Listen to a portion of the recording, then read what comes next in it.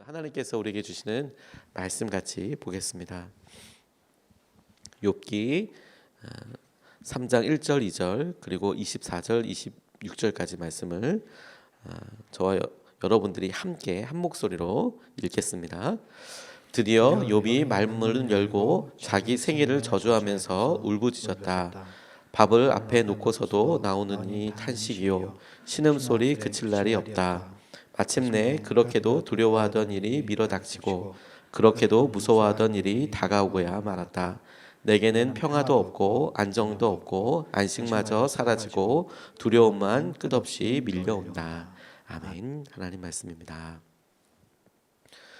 지난주에 이어서 우리 욥에게 있었던 하나님의 개입하심과 욥이 그것을 어떻게 반응하고 있는지에 대해서 우리가 말씀을 나누고 있습니다. 오늘이 두 번째로서 우리 안에 나와 너, 우리가 우리라고 부르고 있는 그 우리라는 단어에 나도 포함되고 너, 당신도 포함이 되죠. 그런데 간혹 이 우리라는 말에 내가 포함되지 않는 경우도 있고 너, 당신이 포함되지 않는 경우들도 있어요. 그것이 우리에게 기도의 영역과 기도의 한계뿐만 아니라 섭섭함도 외로움도 때로는 그것이 상처도 됩니다. 분명히 우리라고 이야기하는데 그 우리에는 내가 소속되어 있지 않는 거예요. 우리 밥 먹으러 가자 이렇게 이야기하는데 그 우리에는 내가 없는 거예요. 혹은 우리라고 이야기하는데 내 앞에 있는 그 사람은 빼고 우리, 나 친한 너 그러니 그게 우리라고 이야기하는 것에 듣고 있지만 나는 아니네, 나는 소속되지 않네 라는 것 때문에 마음속에 의외로 커다란 상처가 되더라고요. 욥에게 생긴 마음의 아픔, 욥을 향한 진심 어린 충고들, 진심 어린 것에서부터 시작을 했겠죠. 진심 어리고 분명히 그 충고에 처음부터 어떤 의도나 어떤 마음이 있었다고 생각되지는 않아요. 근데 고난에 대해서 이야기할 때, 어떤 아픔에 대해서 이야기할 때 나도 그거 잘 안다, 우리가 그걸 한다라고 이야기할 때 그 우리에는 의외로 나는 없고 혹은 너는 없고 공감이란 단어가 빠지고 그리고 어떤 고통이라는 팩트만, 그 사실 자체만 가지고 이야기하다 보면 그 말 자체에서 오는 아픔이 너무너무 많더라고요.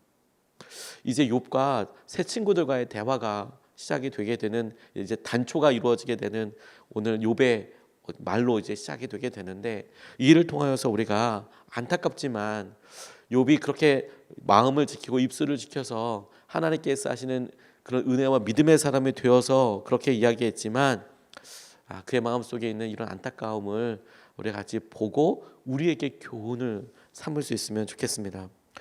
친구들이 찾아와서 욥 주위에 모였어요. 그것만 해도 친구들이 얼마나 욥을 생각했는지 알 수 있겠습니다. 짧은 거리가 아니었던 것 같아요. 한 사람이 아니었던 것 같습니다. 욥이 망했다는 이야기를 듣고 그에게 왔습니다. 왔고 욥에게 닥친 일을 실제 보니까 너무 망연자실했어요. 이거 어떻게 해야 될지 모르겠는 정도로 많이 망가져 있었습니다. 그래서 말도 못하고 입도 열지 못하고 한마디도 못하고 일주일이 있었습니다. 그런데 그 밤낮 이래가 지났을 때 안타깝게도 욥의 입에서 불평이 시작되었습니다. 이 장면을 오랫동안 묵상하고 상상해 봤어요. 나를 찾아온 친구들이, 내가 고난과 어려움 가운데서도 불평하지 않았는데 나를 찾아온 친구들이 세상에 나를 보고 아무 말도 하지 않고 위로를 해주는 것도 아니고 또 어떻게 슬퍼하는지도 모르겠고 나를 보고 있는데 욥은 어떤 생각을 했을까? 그 침묵이 갖고 오는 그런 무게감이 있거든요. 우리는 가끔 아무 말도 안 했으니까 아무 내용도 전달되지 않는다고 생각을 해요. 근데 여러분, 그게 그렇지 않지 않습니까? 왜냐하면 우리가 부부 사이에 의견이 약간만 틀어져도요, 말을 안 하는 시기가 있을 수 있잖아요. 그러면 당장은 어떤 감정 전달에 있어서 생각할 시간이 필요하고 한 번 더 고려해 봐야 되니까 그렇게 말을 안 한다고 하지만, 그런 말하는 시간이 말하지 않는 시간이 하루가 되고 이틀이 되고 3일이 되면 그때는 말하지 않는다는 것이 다른 의미가 돼요. 그냥 내가 생각하고 그래 내가 가만히 있고 있는 게 아니라 이제는 의도적인 말하지 않는 것이 되고, 그 말하지 않는 침묵이 의외의 단어가 되어서 의외의 마음의 상처가 되어서 다가가는 경우들이 있거든요. 욥에게 있어서 친구들이 왔어요. 근데 그들이 아무 말 하지 않고 있어요. 마음은 이해가 되는 부분들도 있지만 그 마음을 보면서 우리가 상상하고 우리가 알지 못하는 사실 많은 마음의 변화들이 있었을 것 같아요. 그리고 마침내 그가 말을 열었습니다. 입을 열었습니다. 그리고 우리가 주목해야 될 게 있어요. 모든 일이 말에서부터 시작됐다는 거예요. 말에서부터 모든 일이. 1절 2절 말씀을 보면 드디어 욥이 말문을 열고 자기 생애를 저주하면서 울부짖었다. 드디어 욥이 말문을 열고 자기 생애를 저주하면서 울부짖었다. 이렇게 나옵니다. 드디어라고 나오고 있어요. 재산을 잃었을 때에도, 자녀를 잃었을 때에도 욥이 불평하지 않았습니다. 심지어 건강을 잃었을 당시에도 마음과 입술을 지켰다고 말씀이 나와 있어요. 자기 건강을 잃었을 때에도, 그리고 자기 아내가 와서 차라리 당신 이렇게 하고 그런 말을 막 했을 때도 욥이 마음을 지켰고 말을 지켰습니다. 그런데요, 무슨 일이 있었는지 친구들의 방문과 그들의 침묵으로 인하여서, 그 침묵에 나타나는 메시지로 인하여서 불평하게 됐어요. 친구들로 인하여서 마음에 있었던 담이 무너져 버렸어요. 그리고 우르르 다 나오게 됐습니다. 우리에게 오히려 이런 일들이 참 많죠.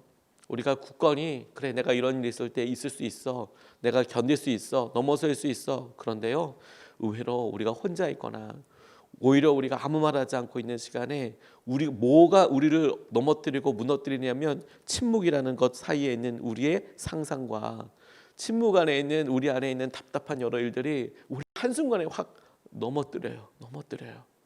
이게 너무너무 무서운 것이죠. 말에서부터 시작돼요. 근데 말에서부터 시작될 때 우리가 욥이 그 다음에 한 행동들을 통해서 유심히 볼 수 있는 것이 무엇이냐면 우리 마음속에 실제 일어나고 있는 마음의 움직임이 있더라고요. 힘의 방향이, 힘의 움직임이 있어요. 역동이 있어요. 그래서 이 마음이 막 움직이는 대로 가만히 놔두면 어느 순간에 말로부터 시작된 우리의 행동과 생각이 우리의 삶을 확 다 사로잡아 버립니다. 이 흐름과 이 방향을 보는 게 너무너무 중요하겠다는 생각을 하게 됐어요. 말에서부터 시작되었다. 그러니 여러분, 오늘 우리가 우리의 삶에 사단이 그렇게도 욥에게 유혹하고 넘어뜨리려고 할 때 중점적으로 보았던 게 뭐냐면 그가 무슨 말 하는가였어요. 무슨 말 하는가. 하나님께서 사단과 말을 나누실 때에도 욥이 마음을 지켰다, 믿음을 지켰다라고 보았을 때에도 보셨던 행동이 뭐였냐면 그가 말로써 범죄하지 않는 거였어요. 그가 하나님을 어떻게 고백하느냐였어요. 그런데 여러분, 그 관점과 그 생각으로 오늘 우리의 입술과 오늘 우리의 말을 하나님께 올려드려야 한다는 거예요. 말에서 시작된다. 믿음의 말을 해야 합니다. 단순히 그냥 말도 안 하면 돼. 내가 이렇게 상처되고 안 하면 말 안 하고 말지 뭐. 내가 이렇게 어려운 일 있으면 아무 말 안 하고 있을 거야. 이건 이기는 방법이 아닙니다. 오히려 그럴 때 주님께서 우리에게 언제나 주시는 믿음의 필살기가 있어요. 믿음의 필살기. 언제나 통하는 믿음에 반드시 이기게 하는 승리의 방법이 있어요. 그게 뭐냐? 감사예요. 감사. 하나님, 내가 어렵습니다. 아픕니다. 아프고 어렵고 이걸 갖다 인정하지 말라는 게 아니라 믿음으로 말해야 한다는 거예요. 말하지 않는 게 최선이 아니고 믿음으로 말을 해야 한다는 거예요. 여러분, 오늘 주님께서 우리의 입술을 보시지, 말을 보시지. 그리고 모든 일이 이 말에서부터 시작되지. 그렇다면 욥과 욥의 친구들처럼 아무 말도 하지 않는 것에서 만족하지 마시고 믿음으로 감사를 선포해 보세요. 하나님이 이 일을 다스리실 거예요. 하나님이 이 일을 처음부터 끝까지 온전히 다 이끌어 가실 거야. 믿음으로 말을 하십시오. 그 말에서부터 하나님께서 들으시고 일하시고 우리의 믿음이 땅에 떨어지지 않도록, 우리의 믿음이 헛된 것이 아닌 것을 하나님께서 드러내 주실 거예요. 믿음으로 말하라. 말에서부터 시작된다. 두 번째, 오늘 우리가 분명히 붙잡고 나아가야 될 방향, 그리고 욥기를 읽으면서 우리가 중요하게 살펴봐야 될 기준 중에 한 가지가 무엇이냐면 우리의 상상력과 관련된 것입니다. 오늘 우리가 싸우는 구체적인 영역이 영적 전쟁이라고 우리가 이야기할 때 그 영적 전쟁이 실제로 일어나는 필드가, 전쟁터가 우리의 입술도, 우리의 생각도, 우리의 마음도, 우리의 안에 있는 영적인 전쟁이 일어나고 있는 전쟁터거든요. 필드이거든요. 그런데 특별히 욥이 이렇게 고백하는 내용들을 보면 이제 욥이 쏟아내는 여러 일들과 아픔과 그가 생각했던 여러 일들에 대한 세 친구들의 반응들이 이제 쭉 살펴지게 될 때 첫 번째 이제 욥의 반응이 오늘 나온 거거든요.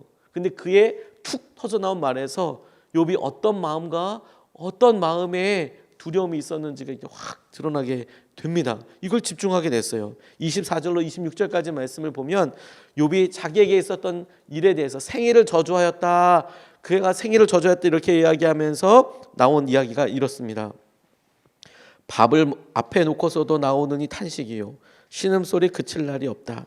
마침내 그렇게도 두려워하던 일이 밀어닥치고 그렇게도 무서워하던 일이 다가오고야 말았다. 내게는 평화도 없고 안정도 없고 안식마저 사라지고 두려움만 끝없이 밀려온다. 이렇게 이야기합니다. 두려움만 끝없이 밀려온다. 자신에게 생긴 일들에 대해서 첫 번째 고백한 내용이에요. 그가 생애를 저주하여 이야기했을 때 첫 번째로 그냥 내가 여기 왜 태어난 거야 도대체. 나는 이 땅에 왜 있는 거야. 내가 왜 이렇게 결혼한 거야. 내가 왜 이렇게 아이가 있는 거야. 처음에는 그 불평이 자기부터 시작이 됐잖아요. 근데 그 말이 난 이렇게 연약해. 난 이래. 낮은 자존감만 표현하는 게 아니라 사실은 우리를 창조하시고 우리를 만드시고 우리를 인도하신 하나님의 손길을 우리가 폄하하는 거예요. 나 왜 태어난 거야 도대체. 우리는 고통스러워서 이렇게 얘기하지만 하나님은 우리에게 목적과 계획을 가지고 계시고 이 땅에 태어나게 하신 거잖아요. 그래서 우리를 만나게 하신 거잖아요. 그래서 우리가 살도록 하신 거잖아요. 근데 욥이 생애를 저주해서 이렇게 이야기할 때 그 말 한마디가 하나님이 가지고 계신 계획 전체를 전부 다 무시하는 말이에요. 그런데 여러분 그렇게 시작해서 그가 자기에게 한 말을 이어놓고 정작 심중에 있는 말을 턱 꺼내놨는데 그 내용이 지금 말씀 그대로 욥의 고백을 통해서 그동안 욥이 말은 하지 않았지만 마음속에 있었던 것이 확 바깥에 드러나게 됐어요. 근데 뭐가 마음속 안에 있었어요? 고통이 얼마나 크고 슬픔이 얼마나 깊었는지 이것과 함께 정작 마음의 두려움에 대해서 이야기하고 있어요. 두려움의 내용이 더 놀랍습니다. 두려워하던 일, 무서워하던 일이 일어났대요. 그동안에 내가 두려워하던 일, 그 말이 무슨 뜻입니까? 이런 일이 있으면 어떡하지? 이런 일이 있으면 어떨까? 그러니까 그동안에 자기가 두려워하던 일, 이런 일이 있으면 내가 너무 무섭겠다라고 생각했던 일, 그게 마침내 일어났다라고 이야기하고 있는 거예요. 저 그 말을 듣고 되게 놀랐습니다. 그러니까 욥의 상상 가운데 말을 하지 않아서 몰랐는데 상상 가운데 끊임없이 내가 갖고 있는 부에 대해서 이거 다 사라지면 어떡하지? 이렇게 행복한데 우리 자녀들 이렇게 내 말을 잘 듣는데 이렇게 말 잘 듣는 우리 아이들이 혹시 잘못되면 어떡하지? 내가 이렇게 저 낙타들이 있고 약대떼가 있고 저렇게 양떼가 있는데 종들이 있는데 내가 갖고 있는 물질들이 있는데 그것으로 인해서 내가 감사하고 좋고 누리고 있지만 저것도 갑자기 사라지면 어떡하지? 없어지면 어떡할까? 누가 뺏어가면 어떡하지? 상상하고 두려워하던 일이 그날 다 일어났다는 거예요. 욥이 얘기하는 게. 그게 다 일어나 버렸다. 그 일이 실제로 에게 닥쳤다. 그러고 보니까 여러분 욥은 분명히 믿음의 사람이었어요. 근데 이 욥의 연약함을 통해서 우리가 위로를 받으면서 동시에 우리의 믿음에 나아갈 방향을 가만 보니까 욥이 그가 예배를 드리고 그가 하나님 앞에 믿음으로 입술을 지킬 때도 여전히 있었던 그 마음을 이렇게 가만히 보면 하나님이 그럼에도 불구하고 욥을 의인이라고 칭해 주시고 그가 마음을 지켰다고 이야기해 주신 것을 보니까 우리의 마음에 순간순간 두려움이 드는 것 때문에 내가 이런 두려움 때문에 믿음의 사람이 아니야. 이게 아니고 내가 어떻게 말하느냐, 어떻게 표현을 하느냐. 그게 정말 중요한 문제이고 두 번째 중요한 방향이 뭐냐면 그러니까 우리의 상상력을 우리가 마음 다 잡고 있어야 되는 거구나. 이거 그냥 편하게 상상하면 안 되는 거구나. 김동호 목사님이 오셨을 때 여러 말씀을 해주셨지만 본인이 첫 번째 암 걸렸다는 이야기를 들었을 때 하루 종일 암만 묵상하고 있더라. 그런 이야기를 이렇게 하시더라고요. 하루 종일 암만 묵상하고 있더라. 본인이 암이라는 얘기를 딱 듣고 나니까 유튜브 통해서 혹은 인터넷 통해서 요즘 핸드폰으로 뭐 다 되지 않습니까? 핸드폰으로 이렇게 막 찾아보는 거예요. 무슨 암에 뭐가 좋다는데. 그래서 좋은 거, 좋은 음식, 좋은 치료, 좋은 의사, 좋은 병원, 이제 그것 관련된 또 나은 사람, 하루 종일 암만 이렇게 묵상하고 있더래요. 봤던 동영상을 막 계속 계속 다시 보는 거죠. 뭐가 내가 도움이 될까? 뭐가 또 도움이 될까? 마음 이해하죠. 마음 이해하죠. 그런데 제가 너무 도전받았던 건 뭐냐면, 그런데 그게 하나님께서 원하시는 걸까? 그래서 본인 마음속에 나는 암만 묵상할 게 아니라, 암이 아니라는 게 아니라 본인이 항암도 받고 있고 그렇게 하지만 하나님께서 하신 일을 내가 볼 거야. 하나님이 하실 일에 주목할 거야. 그 부분에 너무 커다란 도전이 되더라고요. 암이 없다는 것도 아니고 항암을 안 하는 것도 아니고 열심히 할 것이고 하나님이 치유하여 주실 것인데, 내 상상력을 계속 암을 묵상하면서 암 낫느냐 안 낫느냐 이 수준을 넘어서서 하나님 이것을 어떻게 사명으로 쓰시고 어떻게 우리 가운데 주님께서 부르심으로 이끌어주시고 인도하여 주실까? 그 상상력 싸움이 믿음의 싸움인 거구나. 우리가 선택하는 거예요, 여러분. 하나님이 하신 일을 선택할 거냐, 그 반대로 상상하느냐, 우리의 생각에 그렇게 가도록 걸 내비두느냐, 그것과 관련되어 있습니다. 우리의 믿음의 핵심이 그렇습니다. 우리가 상상하는 것 안에서 싸웁니다. 우리의 머릿속 안에서 우리가 생각하는 것 안에서 싸웁니다. 끊임없이 우리의 생각을 말씀으로 묶으세요. 믿음으로 묶으세요. 말씀으로 묶으세요. 하나님께서 우리에게 하신 말씀, 우리의 연약한 육신에 대해서 뭐라 말씀하셨는지 말씀을 붙잡고 우리의 생각을 끊임없이 묶으세요. 암송하시든지 말로 계속해서 읊조리든지.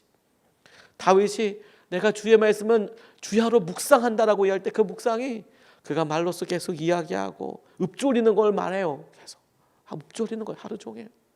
생각을 묶으세요. 그거 냅두지 마세요.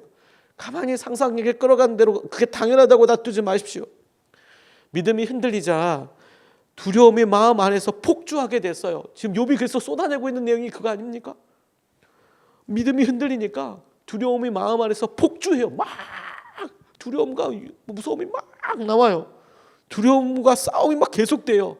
말을 한번 했더니 이런 상황 자체가 이제 두려워지는 거예요. 그러니 여러분, 믿음으로 이야기하고 우리의 생각을 믿음으로, 말씀으로 덮으세요. 보혈로 덮으세요. 그리고 다시 한번 우리의 삶을 연약한 생각을 말씀으로 묶으세요. 말씀과 함께 하나 되게 하세요. 어느 집사님 한 분이요, 성가대를 볼 때마다 막 화가 냈대요. 성가대 석을 볼 때마다 막 화가 나셨대요. 이유가 뭐냐면 성가대가 잘못해서가 아니라 저렇게 많은 남자들 중에 왜 우리 남편은 없는 걸까? 이것 때문에 막 화가 나더래요. 여러분 그 심정을 이해하실 수 있으시겠어요? 성가대석 너무 좋은데, 찬양도 잘하고 너무 좋은데 물끄러미 보는데 저 남자들 성가대 보니까 남자들 저래 많은데 우리 남편은 왜 없는 건가? 화가 나더래요.